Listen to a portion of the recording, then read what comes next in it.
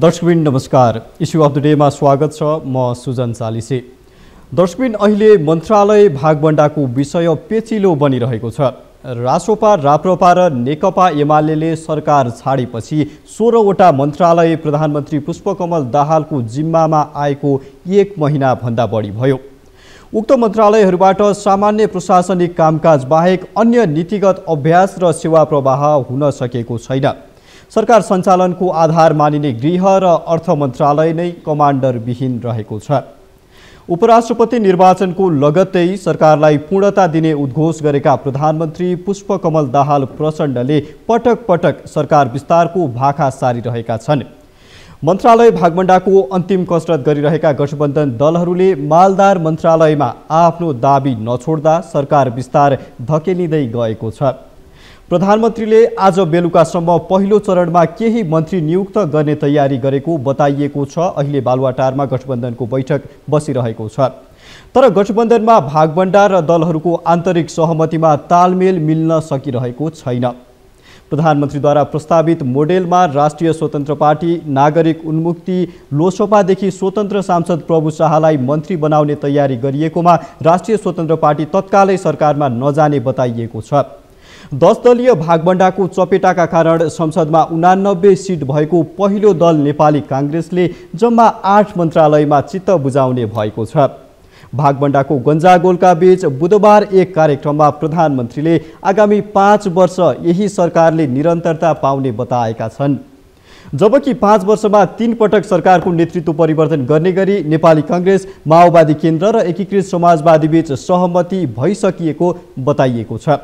आजको issue of the डेमा गठबन्धन सरकारको आधार, मन्त्रालय भागबण्डाको सकस र प्रचण्ड सरकारको आयुका विषयमा बहस गर्नेछौँ। साथै आउँदो उपनिर्वाचनका लागि दलहरूको छिनाझप्टी, मधेस केन्द्रित दलहरूमा बढेको टक्राव लगायतका समग्र राजनीतिक विषयमा संवाद गर्नेछौँ। संवादका लागि हामीसँग हुनुहुन्छ राजनीतिक विश्लेषक सुदर्शन आचार्य। आउनुहोस् उहाँलाई स्वागत गरौँ। स्वागत छ सुदर्शनजी। हजुर, धन्यवाद। यहाँसँग संवाद सुरु गर्नुभन्दा पहिले अहिले बालुवाटारमा गठबन्धनको बैठक जारी छ भन्ने खबर आएको छ। बालुवाटारको प्रत्यक्ष जानकारी के छ, पछिल्लो अपडेट के छ, यो विषयमा छोटो जानकारी लिन्छौँ। हाम्रो सहकर्मी शीतल रिजाल त्यहाँ हुनुहुन्छ। दर्शकबिन, हामी यतिखेर सहकर्मी शीतल रिजालसँग जोडिन्छौँ। बालुवाटारको पछिल्लो अपडेट के छ भन्ने विषयमा शीतलजी, अहिले बालुवाटारको पछिल्लो माहौल के छ? बालुवाटारमा सत्ता गठबन्धनको बैठक सुरु भयो भनिएको छ। कतिखेर अगाडिबाट बैठक सुरु भएको हो?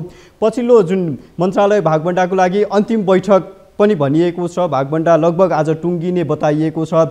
पछिल्लो माहौल के छ? बैठकको भित्री जानकारी थाहा नभए पनि भित्रबाट के चुहिएको छ अहिलेसम्म बाहिर? शीतल,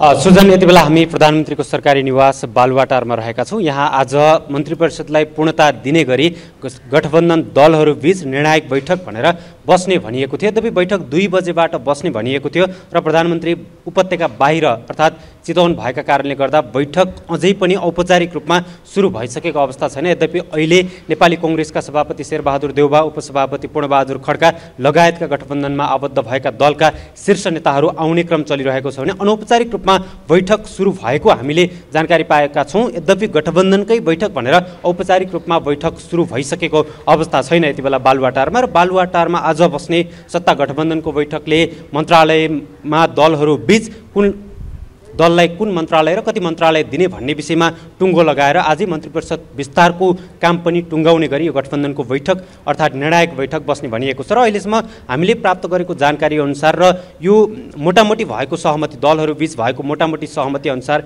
संसदको सबैभन्दा ठुलो दल अर्थात् गठबन्धनको सबैभन्दा ठुलो दल नेपाली काङ्ग्रेसले 8 वटा मन्त्रालय पाउने मोटामोटी सहमति भएको छ। जसमध्ये अर्थ मन्त्रालय, परराष्ट्र मन्त्रालय, रक्षा, शहरी विकास, भूमि व्यवस्था, सामान्य प्रशासन, स्वास्थ्य र कानुन मन्त्रालय नेपाली काङ्ग्रेसको भागमा पर्ने मोटामोटी सहमति भएको भनेर हामीले जानकारी प्राप्त गरेका छौँ। त्यसैगरी सरकारको नेतृत्व गरिरहेको नेकपा माओवादी केन्द्रले प्रधानमन्त्री सहितका 5 वटा मन्त्रालयमा नेतृत्व गर्ने भनेर पनि हामीले जानकारी प्राप्त गरेका छौँ। अर्थात् नेकपा माओवादी केन्द्रले नेतृत्व गर्ने मन्त्रालयमा गृह मन्त्रालय, ऊर्जा, सञ्चार, पर्यटन र महिला तथा बालबालिका मन्त्रालय चाहिँ नेकपा माओवादी केन्द्रको भागमा पर्ने लगभग मोटामोटी सहमति भएको भनेर हामीले जानकारी प्राप्त गरेका छौँ। त्यसैगरी माधव कुमार नेपाल नेतृत्वको नेकपा एकीकृत समाजवादीले 2 वटा मन्त्रालय पाउने भएको छ, जसमध्ये भौतिक पूर्वाधार मन्त्री र वन मन्त्रालय पाउने मोटामोटी सहमति भएको छ र नेकपा एकीकृत समाजवादीबाट प्रकाश ज्वाला र बेदुराम भुसाल मन्त्रालयमा जाने लगभग निश्चित जस्तै भएको छ।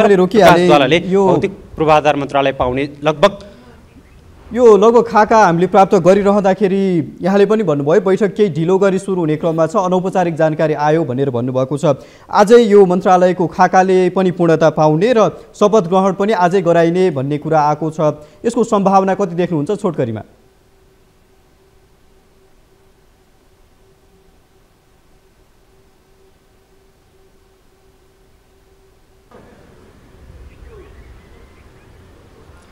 सुजन, मैले तपाईँले गरेको प्रश्न सुन्न सकिने, कृपया एकचोटि फेरि प्रश्न दोहोऱ्याइदिनु होला। शीतल, जस्तो आजै शपथ ग्रहणको तयारी गर्ने भनेर प्रधानमन्त्रीले बताउनु भएको थियो, आजै केही मन्त्रालयमा कुरा मिल्न बाँकी छ भनेर चितवनमा गएर भन्नुभएको थियो, आजै त्यसले पूर्णता पाउने पनि बताउनु भएको थियो।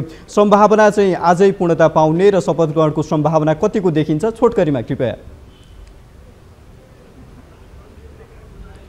पक्कै पनि सुजन, आज बिहान बसेको गठबन्धनको बैठकले केही मोटामोटी निर्णय गरिसकेको र प्रधानमन्त्री चितवन पुगेर पनि आजै मन्त्रालयको सङ्ख्यामा टुङ्गो लगाएर आजै मन्त्री परिषदलाई पूर्णता दिएर आजै शपथ ग्रहण गराउने बताइरहनु भएको थियो। यद्यपि मोटामोटी सहमति भइसकेको र अब बस्ने निर्णायक बैठकले सम्पूर्ण समस्याहरू अर्थात् गठबन्धन दलहरू बीच देखिएको केही उल्झनका विषयलाई सुल्झाएर आजै मन्त्री परिषदलाई पूर्णता दिएर शपथ ग्रहणको कार्य अगाडि बढाउने गरी गठबन्धन दलहरू अगाडि बढिरहेको स्थिति छ। अझै पनि औपचारिक रूपमा गठबन्धनको बैठक सुरु भइसकेको अवस्था त छैन। केही बेरमा त्यो बैठक सुरु हुने र केही बेर बैठक बसेर त्यसलाई पूर्णता दिएर मन्त्री परिषद विस्तार गर्ने बताइसकेको अवस्था भए पनि सम्भावना अधिक देखिएको छ, तर यसै भन्न सक्ने अवस्था चाहिँ छैन। सुजन, शीतल, धन्यवाद। सुदर्शनजी, फेरि पनि स्वागत गरेँ। संवाद सुन्नुभयो। अहिले यो मन्त्रालय भागबण्डा हुन नसक्नुको मुख्य कारण चाहिँ दलहरूबीच मालदार मन्त्रालय, महत्त्वपूर्ण मन्त्रालयमा देखिएको छिनाझप्टी देखिन्छ। मन्त्रालय जुन भए पनि काम गर्ने नेताको लागि अथवा मन्त्री बनेर काम गर्ने त्यो व्यक्तिको लागि खासै फरक पार्छ कि पार्दैन? यसलाई समग्र यो छिनाझप्टीलाई समेत जोडेर यहाँको विश्लेषण कृपया। फरक पार्दैन। एउटा इच्छा शक्ति भएको व्यक्ति, उसलाई सबैभन्दा काम नलाग्ने भनिएको मन्त्रालय कुन हो? विज्ञान मन्त्रालय भन्नुहोस् वा अरू कुनै पनि मन्त्रालय भन्नुहोस्, यो राजनीतिक चलन चल्तीमा काम नलाग्ने मन्त्रालय भनिन्छ, तर आधुनिक युगमा काम नलाग्ने मन्त्रालय त होइन, तथापि भनिन्छ। काम गर्ने व्यक्ति, इच्छा शक्ति भएको व्यक्ति र एउटा भिजनसहित म यो मुलुकमा केही परिवर्तन गरेर देखाउनका निम्ति म सक्षम छु र म गर्न सक्छु भन्ने व्यक्तिका लागि मन्त्रालयले कुनै पनि फरक पार्दैन। मन्त्रालय शक्तिशाली कमजोर भन्ने त्यसको कुनै अर्थ रहँदैन, कुनै फरक पार्दैन। तर यति भन्दै गर्दा पनि हामी कहाँ चाहिँ के छ भने मन्त्रालयको बजेट कति छ भनेर हेरिने, अनि त्यसपछि अब त्यो बजेटको कार्यान्वयनको पाटो पनि हेरिने, अनि त्यसपछि अनौपचारिक रूपमा यसबाट मलाई कहाँ मलाई बेनिफिट हुन्छ, पर्सनल बेनिफिट कहाँ हुन्छ, मेरो पार्टीलाई कहाँ बेनिफिट हुन्छ, मेरो गुटलाई कहाँ बेनिफिट हुन्छ भनेर हेरिने यो खालको परम्परा छ। यो खालको परम्पराले गर्दा यो महत्त्वपूर्ण मन्त्रालयहरू, नाम चलेका मन्त्रालयहरू, गृह जस्ता, भौतिक जस्ता, अर्थ मन्त्रालय जस्ता यस्ता मन्त्रालयहरूमा असाध्यै छिनाझप्टी हुने गर्छन्। र यही श्रृङ्खलाकै कारण पनि धेरैवटा कारणमध्ये राष्ट्रपति उपराष्ट्रपतिको निर्वाचन लगायत धेरैवटा दल मिलेर गठबन्धन बनेको र मन्त्रालयको बाँडफाँड लगायत धेरैवटा विषयवस्तु त जोडियो नै, तर जोडिएको मध्येको एउटा महत्त्वपूर्ण विषयवस्तु चाहिँ यो कुन मन्त्रालय कसले लिने भन्ने विषयमा पनि अलि बढी नै उहाँहरूका बीच अलि बढी नै घोषपेच, अलि बढी नै दाउपेच, अलि बढी नै अब एउटा तपाईँले यसअघि भन्नुभए चाहिँ आकाङ्क्षा बढी देखिएको हो। तर काम गर्नका निम्ति मन्त्रालयले केही पनि फरक पार्दैन। त्यसो हो भने दलहरूले यही मन्त्रालय चाहिन्छ, मालदार मन्त्रालय, शक्तिशाली मन्त्रालय चाहिन्छ भन्नुको अन्तर्य चाहिँ उनीहरूको व्यक्तिगत र पार्टीगत स्वार्थमा निहित छ। हामीले यसरी संवाद गर्दै गर्दा सत्य कुरा बोल्नुपर्ने हुन्छ। महत्त्वपूर्ण मन्त्रालय हासिल गरेर त्यो महत्त्वपूर्ण मन्त्रालयका माध्यमबाट यो पछिल्ला वर्षहरूमा राजनीतिक रूपमा हामीले हेर्दै जाँदा तपाईँका पछिल्ला वर्षहरूमा यो मुलुकलाई आफ्नो इच्छा शक्तिका माध्यमबाट यो मुलुकलाई परिवर्तन गरेर मुलुकमा विकास निर्माणका सन्दर्भलाई जोडेर मुलुकलाई परिवर्तन गरेर तपाईँको चाहिँ विदेशीका युवा नेपाल रोक्नेदेखि नयाँ आएका राजनीतिक दल भन्दा पनि पुरानै राजनीतिक दलले नेपालमा यो मुलुकमा केही गरेका छन् भनेर देखाउनका निम्ति राजनीतिक दलहरू सक्षम भएनन्। किन राजनीतिक दल सक्षम भएनन् भने यस्तै मन्त्रालयमा छिनाझप्टी गर्ने र अनि अलि पछि भएपछि अनि तपाईँको चाहिँ भ्रष्टाचारको केस लाग्ने र अनि अख्तियार दुरुपयोग अनुसन्धान आयोगमा बयानको निम्ति चाहिँ त्यहाँ जानुपर्ने यो खालको परिस्थिति छ। त्यसले गर्दा पनि तपाईँको चाहिँ यो यो यो यो यहाँ यो अहिलेको झगडा भनेको पार्टीको झगडा हो, गुटको झगडा हो, व्यक्तिगत झगडा हो र यो हासिल गर्ने कुन मन्त्रालयको बजेट मैले यसअघि भने चाहिँ बजेट कति छ भनेर त्यो हेर्ने यो खालको परम्पराले हो र यो खालको परम्पराले लोकतन्त्रको वा गणतन्त्रको संस्थागत विकासमा चाहिँ प्रहार गर्छ, यसलाई सपोर्ट गर्दैन। पुष्पकमल दाहाल प्रचण्डको प्रधानमन्त्रीत्व सुरु भएको पुस 10 गते हो। मितिले हेर्ने हो भने 3 महिनाभन्दा बढी अहिले भइसकेको अवस्था छ। अहिले सरकार विस्तारको लागि अड्किरहेको हलो चाहिँ यही गठबन्धन दलहरूकै महत्त्वाकांक्षा भनौँ न, ठुलो मन्त्रालयमा आफ्नो दाबी हुने, त्योलाई आधार देखाएर त्यसलाई कारण देखाएर सरकारले दिने सेवा प्रवाह नै रोकिराख्न छुट सरकारलाई हुन्छ? किनभने मन्त्रालय भागबण्डा, सरकार विस्तार भन्दै विकासका मुद्दाहरूलाई थाँती राख्ने त्यो छुट सरकारलाई, प्रधानमन्त्रीलाई हुन्छ कि हुँदैन? त्यो हुँदैन। खालि मन्त्रालयको भागबण्डाका कारणले मात्रै यो मन्त्रीमण्डल पुनर्गठन हुने कुरा ढिलाइ भएको त्यो कारण मात्रै होइन। किन होइन भने प्रधानमन्त्रीको आकाङ्क्षी पुष्पकमल दाहाल बालुवाटारमा, तत्कालीन बालुवाटारमा शेरबहादुर देउवाका जाँदा जब उहाँको संवाद मिलेन, त्यसपछि उहाँ बालकोट पुग्नुभयो र उहाँले प्रधानमन्त्री पद हासिल गर्नुभयो।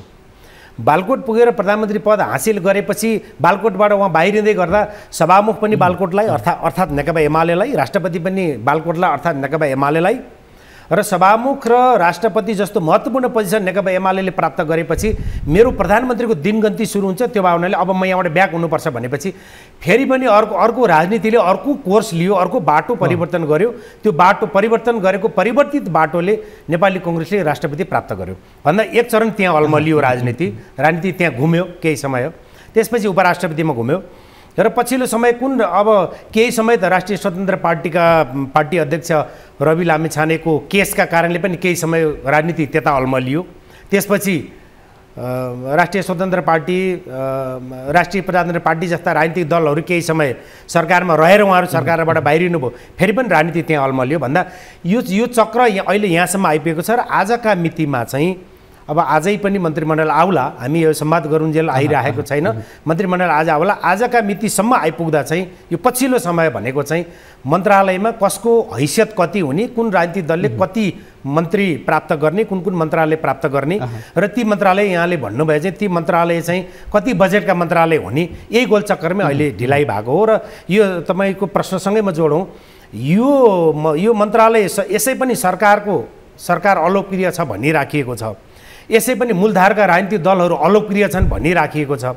मूलधारका राजनीतिक दलको लोकप्रियता मापन गर्ने हो भने राष्ट्रिय स्वतन्त्र पार्टी र राष्ट्रिय प्रजातन्त्र पार्टीको जति पनि सिट बढी हासिल गरे पनि उहाँहरूको जति पनि तपाईँको लोकप्रिय हुन सकेको छैन। यति हुँदाहुँदै पनि फेरि पनि तपाईँको चाहिँ अहिले यो मन्त्रालयकै विषयमा उहाँहरू यो गोलचक्करमा फस्दाखेरि, यो यही गोलचक्करमै उहाँहरू मुलुकको राजनीतिलाई घुमाइराख्दाखेरि उहाँले जनतामा दिने डेलिभरी उहाँले दिन सक्नु भएन, त्यो डेलिभरी रोक्न पाइँदैन। यसमै म आउँदै थिएँ, यो गोलचक्करको बारेमा जति यहाँले बताउनु भयो, यसले जनतालाई के फाइदा त? जनताले खोजेका यो हुन् त? किनभने पटक्कै होइन। बालकोटमा के सहमति भयो, बालुवाटारमा के सहमति भयो, अथवा कसलाई कुन मन्त्रालय पाउने, कुन दलले कुन मन्त्रालय पाउने, कुन पात्रले त्यो मन्त्रालय पाउने, यो विषयमा जनताको सरकार कि त जनताको सरकार त विशुद्ध डेलिभरी सेवा प्रवाहको मुद्दा होइन जनतालाई चाहिएको। जनताको नजरबाट हामीले हेर्दै गर्दा, जनताको नजरबाट हेर्दा जनताले पश्चिम नेपालदेखि काठमाडौँसम्म पैदल न्यायका निम्ति पैदल आउनु नपरोस् भन्ने जनताको चाहना हो। विकास निर्माणका योजनाहरू समयमै विकासको बजेट सम्बन्धित मन्त्रालयमा जाओस् र विकास निर्माणका योजनाहरू समयमा सम्पन्न गरून् भन्ने जनताको चाहना हो। आफूले चयन गरेर पठाएको प्रतिनिधि भ्रष्टाचारको केस लागेर अख्तियार दुरुपयोग अनुसन्धान आयोगमा बयान दिनका निम्ति निरन्तर रूपमा चाहिँ त्यहाँ बयान दिन जान नपरोस् भन्ने जनताको चाहना हो। जनताको चाहना भनेको कुन राजनीतिक दलले कति सिट प्राप्त गर्छ, कुन मन्त्रालय प्राप्त गर्छ, यो जनताको सरोकारको विषय होइन। किनभने जनताको नजरबाट मन्त्री बनिने पदमा जो व्यक्ति आए पनि जनतालाई केही फरक पर्दैन। जनतालाई फरक यहाँनिर पर्छ, कुन मन्त्रालयमा को व्यक्ति गयो, त्यो व्यक्ति त्यो मन्त्रालयको विज्ञ हो कि होइन, उसले जनताको एजेन्डालाई त्यो मन्त्रालयमा बसेर एड्रेस गर्न सक्छ कि सक्दैन, सम्बोधन गर्न सक्छ कि सक्दैन। जनताको एजेन्डा त्यति मात्रै हो, जनताको सरोकार, जनताको चासो त्यहाँ मात्रै हो। तर सरकारको पुष्पकमल दाहाल सरकार निर्माण भएपछि आजका मितिसम्म आइपुग्दा जनताले जनअपेक्षा गरे अनुसारको जनता एउटा आशाको दियो जनताले आजका मितिसम्म चाहिँ देखेका छैनन्। भोलि मन्त्रीमण्डलले पूर्णता पाएपछि आएका मन्त्रीहरू 101 युवा मन्त्रीहरू राजनीतिक दलहरूले पठाउने, ती युवाहरूले भोलिको देशको पनि र भोलि आफ्नो राजनीतिक भविष्य पनि हेरेर मुलुकमा कायापलट हुने गरी काम गर्नुभयो भने फरक कुरा हो। नभए आजका मितिसम्म शुभ सङ्केतहरू देखिएको छैन, मुलुकमा आशाको दियो बलेको छैन। अर्को चाहिँ मैले यहाँलाई अब जुन ड्राफ्ट आएको छ नि सरकारमा यसरी भागभण्डा हुने भन्ने किसिमको, त्यसमा नेपाली कङ्ग्रेसलाई 8वटा मन्त्रालय, माओवादी केन्द्रलाई प्रधानमन्त्रीसहित 5वटा र अन्य दलहरूलाई एवं रीतले मन्त्रालय बाँडफाँड गरिएको छ। त्यसमा नेकपा एकीकृत समाजवादीको अलिकति भागभण्डामा भूमिका र भागभण्डामा अस्थिरता निम्त्याउनको लागि पनि भूमिका बढी देखिन्छ। पहिला नेपाली कङ्ग्रेसको विषयलाई जोड्न चाहे, संसदमा सबैभन्दा ठुलो दल हो नेपाली कङ्ग्रेस, माओवादीको भन्दा डबल भन्दा पनि बढी सिट नेपाली कङ्ग्रेससँग छ। 8वटा मन्त्रालय कङ्ग्रेसको लागि न्यायोचित हो कि होइन? अब यसमा दुईटा कुरा छ। एउटा कुरा चाहिँ हिजो पुष्पकमल दाहाललाई नेपाली कङ्ग्रेसकै प्रस्तावमा प्रधानमन्त्री बनाएको भए नेपाली कङ्ग्रेसको बार्गेनिङ पावर बढ्थ्यो। मन्त्रालय 8को ठाउँमा 12 वा 14 वा 10 हुन सक्थ्यो। हिजो पुष्पकमल दाहाल प्रधानमन्त्री त नेकपा एमालेको समर्थनमा, केपी शर्मा ओलीको समर्थनमा म प्रधानमन्त्री हुनुभएको छ। नेपाली कङ्ग्रेसको बार्गेनिङ पावर यसै पनि घटिहाल्यो, पहिलो कुरो। दोस्रो कुरो, नेपाली कङ्ग्रेसले फेरि पनि त राष्ट्रपति प्राप्त गरेको छ नि त। राष्ट्रपति प्राप्त गर्दै गर्दा एउटा राष्ट्रपति प्राप्त गरेको राजनीतिक दलले, नेपाली कङ्ग्रेसले फेरि आफ्नो एजेन्डामा संवादमा सञ्चार माध्यममा आएको कुरालाई हामीले आधार मान्ने हो भने 8वटा मन्त्रालय मात्रै मागेको हो, 8वटा पायो। यदि 8वटा पाएको हो भने हामीले 8वटा नेपाली कङ्ग्रेसले 8वटा मन्त्रालय प्राप्त गर्यो भनेर अहिले हामीले त्यही सुन्यौँ र त्यसका आधारमा हामी सम्मान गर्दैछौँ। एउटा खाका आएको छ भनिएको छ। यदि 8वटा हो भने त काङ्ग्रेसको माग पनि त जम्मा 8वटा मात्रै हो, नम्बर 1। नम्बर 2, नेपाली कङ्ग्रेसले राष्ट्रपति प्राप्त गरिसकेका छ। अर्को, नेपाली कङ्ग्रेस सबैभन्दा ठुलो दलको हैसियतले हिजो भाँडिएको र भड्किएको नेपालको राजनीति, भाँडिएर भड्किएर बालकोट पुगेका प्रचण्डलाई आफू अनुकूल हुने गरी आफ्नै तहमा ल्याएर आजका मितिमा त नेपाली कङ्ग्रेस नेपालको राजनीतिको केन्द्र भागमा त फेरि पनि नेपाली कङ्ग्रेस आइपुगेको छ नि त। भनेपछि यो नेपाली कङ्ग्रेसले बार्गेनिङ गर्न सक्यो कि सकेन, बार्गेनिङ यो यति मात्रै प्राप्त गरे हो त भन्ने सन्दर्भ भन्दा पनि राष्ट्रपति प्राप्त गरेको र नेपाली कङ्ग्रेसकै कारण पुष्पकमल दाहालले प्रधानमन्त्री प्राप्त नगर्नु भएकोले आजका मितिमा नेपाली कङ्ग्रेसले जति मागेको थियो त्यति प्राप्त गरेको छ। चित्त बुझाउने चाहिँ नेपाली कङ्ग्रेसलाई त्यो बाटो छ, चित्त बुझाउने बाटो छ, किनभने उसले जति मागेको थियो त्यति प्राप्त भएको छ। हुन्छ, यो विषयमा थप चर्चा गर्छौँ। अहिले छोटो ब्रेकको समय भएको छ। दर्शकबिन, हामी चर्चा गरिरहेको थियौँ सत्ता राजनीति र सरकार विस्तारको विषयमा चर्चा गरिरहेको थियौँ। अहिलेको लागि छोटो ब्रेक लिन्छौँ, ब्रेकपछि पुनः आउँछौँ। दर्शकबिन, इस्यु अफ द डेमा यहाँहरूलाई पुनः स्वागत छ। हामी चर्चा गरिरहेका थियौँ सरकार विस्तार र योसँग जोडिएका पाटोहरूसँग। हामीसँग राजनीतिक विश्लेषक सुदर्शन आचार्य हुनुहुन्छ, उहाँलाई फेरि स्वागत गर्न चाहे। फेरि पनि स्वागत छ। हजुर, धन्यवाद। संवादलाई निरन्तरता दिन चाहे। नेपाली कङ्ग्रेसको विषयवस्तुमा चर्चा गर्दैथ्यौँ। अब नेकपा एकीकृत समाजवादीको विषयवस्तुमा पनि, जसको चाहिँ गठबन्धनमा मन्त्रालय भागभण्डा नमिल्नुमा अलि लामो हात, अलि बढी हात नेकपा एकीकृत समाजवादीको देखियो। 3वटा मन्त्रालयमा दाबी थियो। हामीले प्राप्त गरेको ड्राफ्ट अनुसार 2वटा मन्त्रालय एकीकृत समाजवादीले पाउने भएको छ। एकीकृत समाजवादी पार्टी भनौँ अथवा अध्यक्ष माधव नेपालको उपस्थिति, हैसियत, नेपाली राजनीतिमा उहाँको विरासत जति छ त्यो विरासत अनुसारको हैसियत अहिले छ कि छैन भने उहाँहरूको यो दाबी, विशेष गरी संसदमा 10वटा मात्र सांसद भएको पार्टीको यो दाबीलाई केले डिरेक्ट गरिरहेको हो? अब यसलाई चाहिँ हिजो नेपाली कङ्ग्रेसको सभापति शेरबहादुर देउवा प्रधानमन्त्री हुने सन्दर्भमा नेकपा निर्माणको कालमा नेकपाबाट बाहिर निस्कने पुष्पकमल दाहाल र माधव कुमार नेपाल, उहाँहरू बाहिर निस्किएर बुढालिङकण्ठमा रहनुभएका शेरबहादुर देउवालाई नै प्रधानमन्त्री तपाईँ बन्नु पर्यो भनेर उहाँले आग्रह गर्नुभयो, नम्बर 1। नम्बर 2, यो दोस्रो पटक, अहिले यो पटक पनि प्रधानमन्त्री हुनका निम्ति पुष्पकमल दाहालमा नेकपा एमालेकोमा पुगेर उहाँले प्रधानमन्त्री पद हासिल गर्दै गर्दा पनि म सरकारमा पनि जान्न र यो बाटो पनि गलत भयो भनेर माधव नेपाल उहाँले एक प्रकारको अडान राखेर बस्नुभयो। हिजो पार्टी फुटाएको र अहिले अडान राखेको, त्यसैको फलस्वरूप उहाँले 2वटा मन्त्रालय र उहाँकै एजेन्डामा अथवा उहाँले भनेअनुसार नै हुने गरी राजनीति अड्कियो। त्यसको ब्याज चाहिँ उहाँले अहिलेसम्म पनि पाइराख्नुहुन्छ, कहिलेसम्म पाइराख्नुहुन्छ होला? जबसम्म अर्को निर्वाचन हुँदैन, जबसम्म पुनः अर्को संसदीय चुनाव भएर अर्को राजनीतिले अर्को बाटो लिँदैन, यही गोलचक्करमै राजनीति रहिरहेछ। यही माधव नेपालले नेतृत्व गर्नुभएको पार्टी, माओवादी केन्द्र, नेपाली कङ्ग्रेस लगायत यस्तै 8 दल 10 दल जुन गठबन्धनको सरकार अहिले छ, यो अवस्था रहिरहन्जेलसम्म उहाँको प्रायोरिटी अथवा उहाँको बार्गेनिङ भन्नुहोस् वा उहाँको आवश्यकता रहि नै रहन्छ। यहाँले भन्नुभएको त्यो योगदानले चाहिँ 10 सिट भएको पार्टी जो राष्ट्रिय पार्टी पनि बन्न नसकेको पार्टीलाई पार्टीको अध्यक्षलाई प्रधानमन्त्री नै बनाउने खालको बार्गेनिङको हैसियत राख्छ? अब एउटा हिजो उहाँ पूर्व प्रधानमन्त्री पनि हो, अर्को त्यो लेभलको पार्टी नेकपा एमाले भनेको एउटा ऐतिहासिक पार्टी हो, त्यो पार्टी नै ब्रेक गरेर भलै नेकपा बनेको थियो बेग्लै कुरा हो, त्यो नेकपा नै ब्रेक गरेर उहाँहरू जब बाहिर निस्कनु भयो, हामी सँगै रहन सकेनौँ, उहाँहरू बाहिर निस्कनु भयो। निस्किसकेपछि पुष्पकमल दाहाललाई निरन्तर हरेक एजेन्डामा उहाँले साथ दिनुभएको हुनाले एउटा सारथीको पनि हैसियतले उहाँको त्यो बार्गेनिङलाई चाहिँ आम मान्छेहरूले जायज नै ठान्छ। त्यो हैसियत राख्नुहुन्छ उहाँले। एउटा विडम्बना होइन, किनभने नेताहरूबीच जुन सहमति बन्छ त्यो सहमतिबाट नयाँ राजनीतिक कोर्सको स्थापना हुन्छ, त्यो स्थापना भइसकेपछि त्यही योगदानकै आधारमा केही पात्रलाई पटक पटक मुलुकको नेतृत्व सुम्पिनुपर्ने सहमति समीकरण राजनीतिक दलहरूले बनाउँछन्। यो देशको लागि उहाँहरूलाई जिताएर पठाउने जनताको लागि विडम्बना हो कि? हामी त्यो विषयमा त हामी निरन्तर संवाद गर्दै आएका छौँ। हामीले संवाद के गऱ्यौँ भने मूलधारका राजनीतिक दलहरूले जनतालाई राजनीतिक स्थिरताको पनि सन्देश उहाँले दिन सक्नु भएन, सुशासनको पनि सन्देश दिन सक्नु भएन, विकास निर्माणका सन्दर्भमा जनताले चाहेको डेलिभरी पनि उहाँहरूले दिन सक्नु भएन। तथापि राजनीति एउटा मूलधारमा उहाँहरू रहनु भएको हुनाले आजका मितिमा म भन्दैछु, भोलि कुन राजनीतिक दल कुन स्केलमा उदाएर आउँछ भोलिको निर्वाचनमा भन्न सकिन्न। आजका मितिसम्म चाहिँ हाम्रै कारणले प्रजातन्त्र आयो, हाम्रै कारणले गणतन्त्र आयो र हाम्रै कारणले यो निर्वाचनबाट पनि यो गठबन्धनको सरकार हामीले निर्माण गऱ्यौँ, बहुमत हामीले ल्याएका छौँ भनेर उहाँले जुन दाबी गरिराख्नु भएको छ त्यो दाबीका आधारमा म भन्दैछु उहाँहरूले जो जायज नाजायज भन्दा पनि जनताको नजरमा यो सबै कुराहरू नाजायज छ, जनताले डेलिभरी चाहेका हुन्। तर उहाँहरूको नजरमा उहाँहरूको आफ्नो पार्टीको साइज अनुसार उहाँहरूले दाबी गर्नु, उहाँहरूको आफ्नो दाबी हुनु, भागभण्डा गर्नु, यसलाई अस्वाभाविक भन्न मिल्दैन। अर्को अब प्रचण्ड नेतृत्वको सरकार गठनको कुरा गर्ने, त्यो पछाडि पनि केही कोर्सहरू परिवर्तन भएको छन्, तर गठनबाट आजको मितिसम्म हेर्दा 3 महिनाभन्दा बढी भइसकेको अवस्था छ। कम्तीमा पनि एउटा राजनीतिक हिसाबले पनि 3 महिना बितिसकेपछि सरकारको समीक्षा गर्ने चलन, हनीमुन पिरियड सकिएपछि सरकारको समीक्षा गर्ने चलन पनि छ।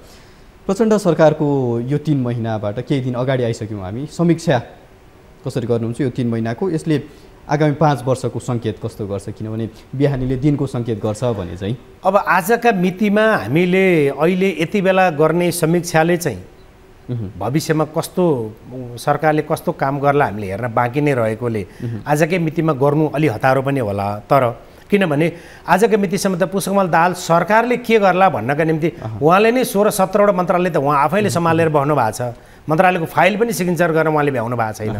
जनताको डेलिभरीको त कुरा छोड्नुहोस्, पूर्ण सरकार कालको सुरुवातै भएको छैन, पूर्ण सरकार कालको सुरुवात भएको छैन।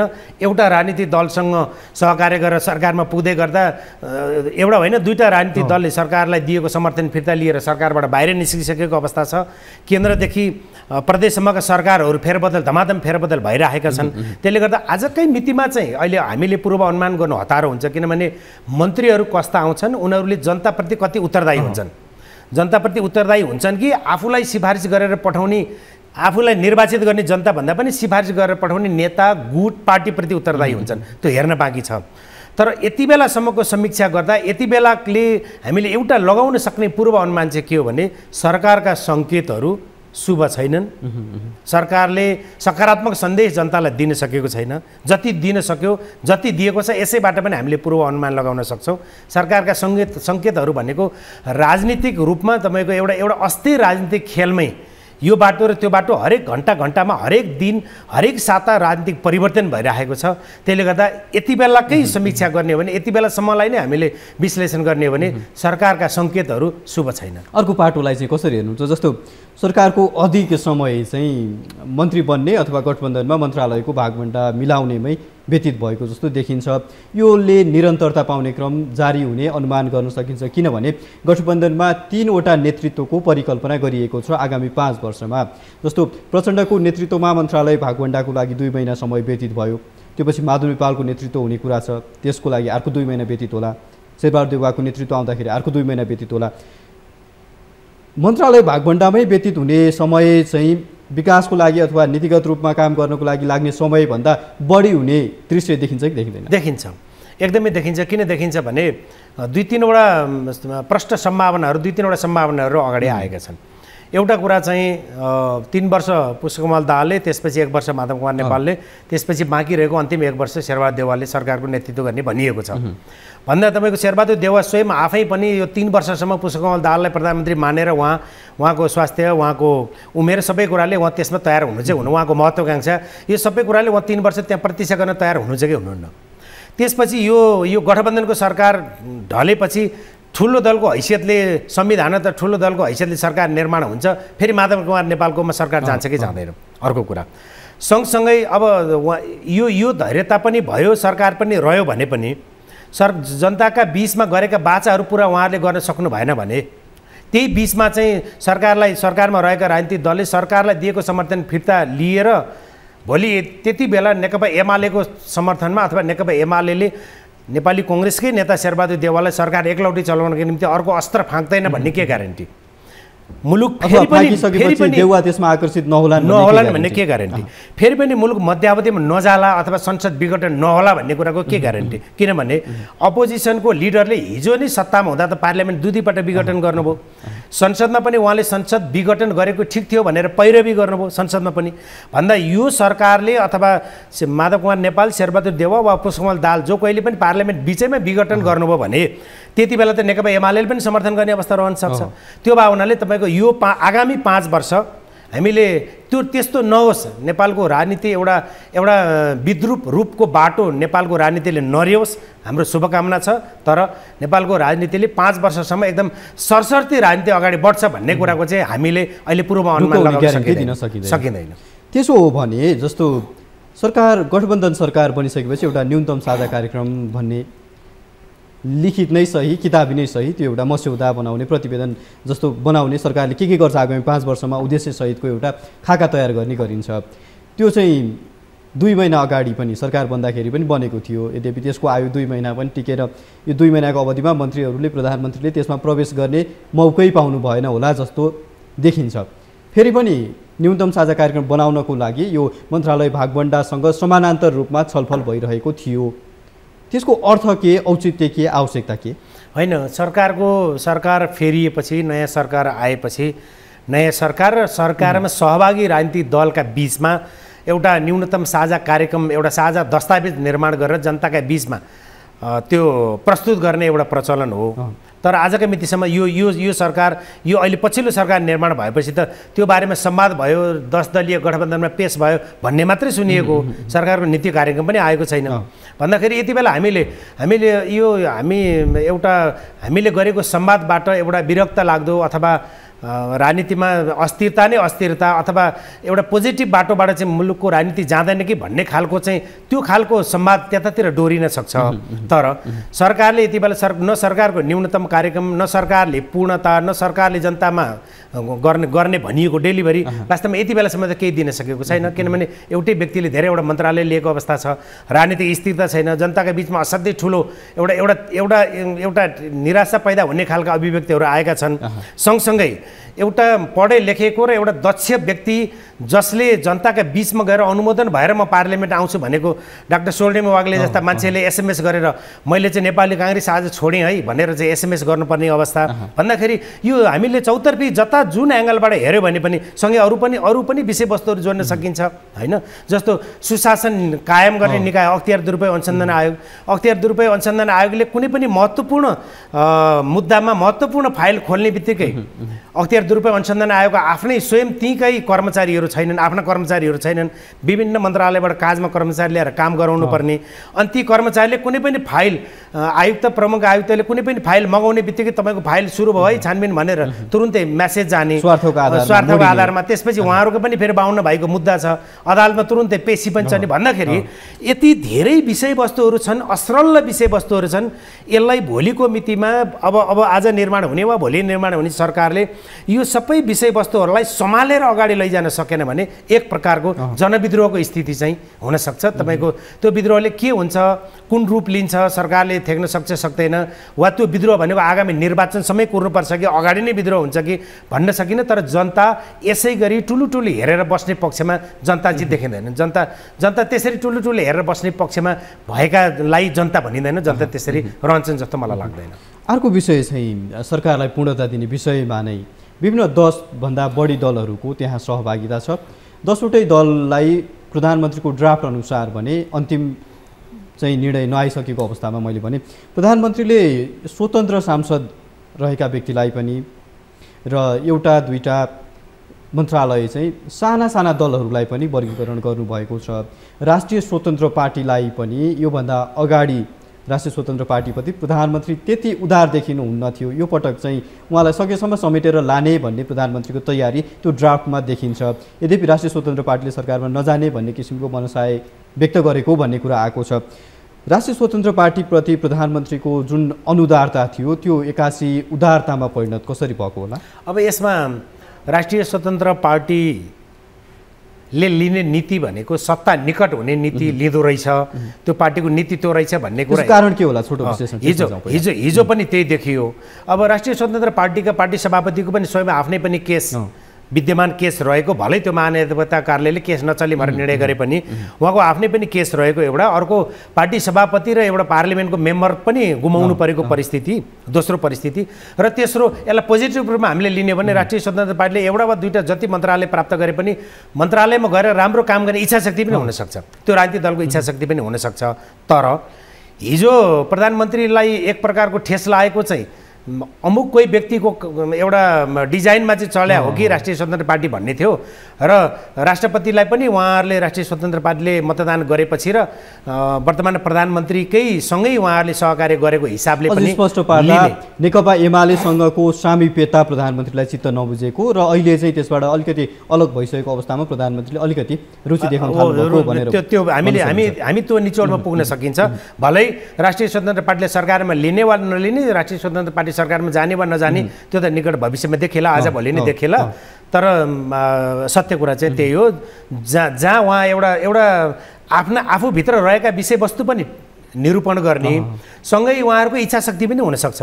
किनभने 101 पढे लेखेका युथहरू पनि त्यो पार्टीको पार्लिमेन्टको मेम्बर भावनाले उहाँहरू सरकारमा गएर केही परिवर्तनको आवाज हुने गरी उहाँहरूले के गरेर देखाउने इच्छाशक्ति पनि उहाँहरूको हुनसक्छ। यसो भनिरहँदा गठबन्धनमा नरहे पनि गठबन्धनलाई समर्थन गरिरहेको राष्ट्रिय स्वतन्त्र पार्टीले अब आउने जुन उपनिर्वाचन छ त्यसमा चाहिँ तीनवटै क्षेत्रमा आफ्नै उम्मेदवार अथवा आफूले सिफारिस गरेको उम्मेदवार उठाउने, गठबन्धनसँग कतै पनि एउटा तादम्यता नमिलाउने अथवा सहकार्य नगर्ने भन्ने किसिमको निर्णय गरेको छ। त्यसले राष्ट्रिय स्वतन्त्र पार्टीको आत्मविश्वासलाई देखाउँछ अथवा ओभर कन्फिडेन्स? यो चाहिँ राष्ट्रिय स्वतन्त्र पार्टीको पोजिटिभ पार्ट हो। किन पोजिटिभ पार्ट हो भने हामी एक्लै जनताका बिचमा जान्छौँ र जनताले हामीलाई पत्याउँछन् कि पत्याउँदैन हामी टेस्ट गर्छौँ। हामी टेस्ट हुनका निम्ति जनताको बिचमा जान्छौँ भनेर भन्ने कुरा चाहिँ साह्रै राम्रो कुरा हो। हिजो पनि काङ्ग्रेस, माओवादी, समाजवादी जस्ता राजनीतिक दलले एक्लै निर्वाचनमा जानुपर्थ्यो। भलै कसैको पनि बहुमत आएन भने गठबन्धनको सरकार निर्माण गर्ने दोस्रो पाटो हो। जनताका बिचमा जाँदा त मत त खप्ट्याउन पाइँदैन नि त। जनताका बिचमा जाँदा त उहाँहरू एक्लै जानुपर्थ्यो र हरेक राजनीतिक दलले जनताका बिचमा आफूलाई टेस्ट गर्नुपर्थ्यो। राष्ट्रिय स्वतन्त्र पार्टीले तपाईँले भन्नुभयो चाहिँ त्यो नीति लिएर हामी एक्लै जनताका बिचमा जान्छौँ भनेर त्यो आँट उहाँहरूले गर्नुभयो भने त्यो राष्ट्रिय स्वतन्त्र पार्टीको एउटा पोजिटिभ पार्ट हो र त्यो राम्रो पक्ष हो। जनताको बिचमा एक्लै जानुपर्छ र एक्लै गएर जनताको म्यान्डेट हामीप्रति छ कि छैन अथवा कुन स्केलको म्यान्डेट छ भन्ने कुरा टेस्ट गर्नुपर्छ हरेक राजनीतिक दलले। त्यो पछिल्लो निर्वाचनमा जुन उभार देखियो राष्ट्रिय स्वतन्त्र पार्टीप्रति त्यसले बढाएको अलिकति दम्भ पनि हो कि त? यो होइन, उहाँलाई त्यो दम्भ हुनसक्छ उहाँहरूको सिट हासिलका पनि हिसाबले।